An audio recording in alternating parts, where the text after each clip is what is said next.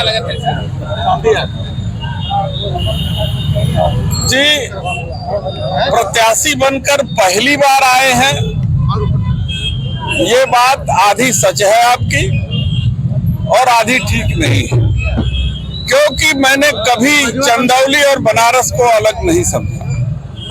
कुछ राजनीतिक कारणों से कुछ लोगों ने अलग कर दिया, लेकिन बिना चंदौली के बनारस का काम नहीं चलता और बिना बनारस के चंदौली का काम नहीं चलता।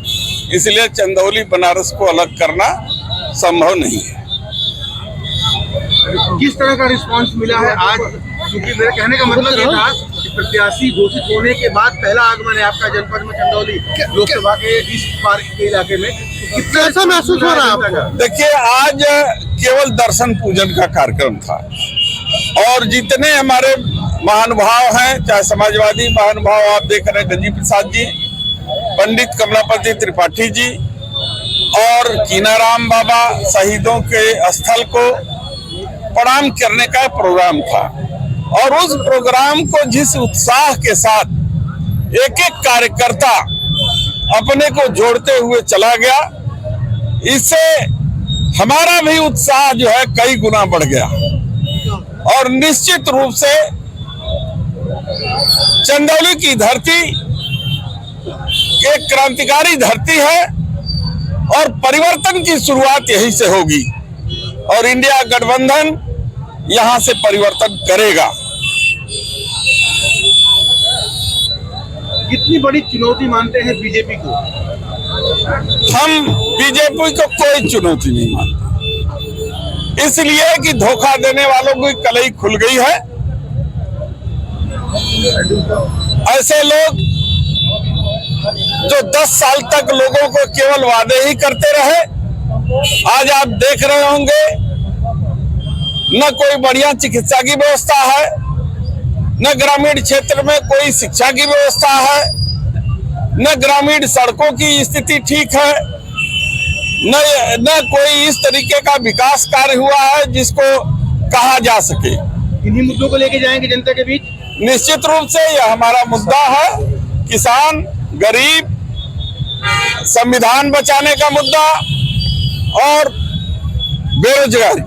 अब बेरोजगारी की बात कर रहे हैं, पुलिस भर्ती परीक्षा हुई है, आरओ की परीक्षा हुई है, उसको लेकर के तमाम युवक धरना दे रहे हैं, प्रदर्शन कर रहे हैं और पुनः मांग कर रहे हैं कि पुनः परीक्षा कराई जाए। इसको लेकर के आप किस तरह से देखते हैं जो प्रदर्शन चल रहा है? देखिए, 2017 से 2022 तक कोई भी परीक्षा नहीं हो पाई बच्चों के भर्ती की। 2024 का इलेक्शन आया है तो 2 परीक्षा के लिए बात किए हैं, लेकिन उसमें भी पेपर लीक हो गई। सरकार के बिना मिली भगत से परीक्षा लीक नहीं हो सकती पेपर। अभी आपने बिहार में देखा है, कई लाख बच्चों का अपॉइंटमेंट एक झटके में तेजस्वी यादव ने कर दिया। तो सरकार की मंशा सही रहेगी तो निश्चित रूप से सही तरीके से सही नियुक्ति होगी और बच्चों को रोजगार मिलेगा। आपका ये कहना है कि सरकार ने पेपर लीक कराया है? आप देख रहे हैं, सैनिकों की भर्ती गरीब घर के बच्चे जाते हैं, किसान के बच्चे जाते हैं, जाड़े में, गर्मी में, बरसात में वो दौड़ करके शारीरिक श्रम करके परीक्षा पास करते हैं। लेकिन साजिश के तहत जो अग्निवीर योजना ला दिया कि 4 वर्ष के बाद रिटायरमेंट कर दिया ताकि उन गरीबों की स्थिति न सुधर पाए। ये गरीबों के खिलाफ, गरीबों के साथ साजिश करने वाली सरकार है और यह सरकार कभी नहीं चाहती कि गरीबों के बच्चे पढ़े। अगर चाहती तो जो है कि जनसंख्या जनगणना पर इसको काम करना चाहिए, जो माननीय अखिलेश यादव जी ने मांग की थी। और जब इनको मालूम है कि जब गरीब को उसकी संख्या की जानकारी हो जाएगी और शक्ति की जानकारी हो जाएगी तो इस देश के संसाधनों में वो अपना हिस्सा मांगेगा, जो ये सरकार नहीं देना चाहती।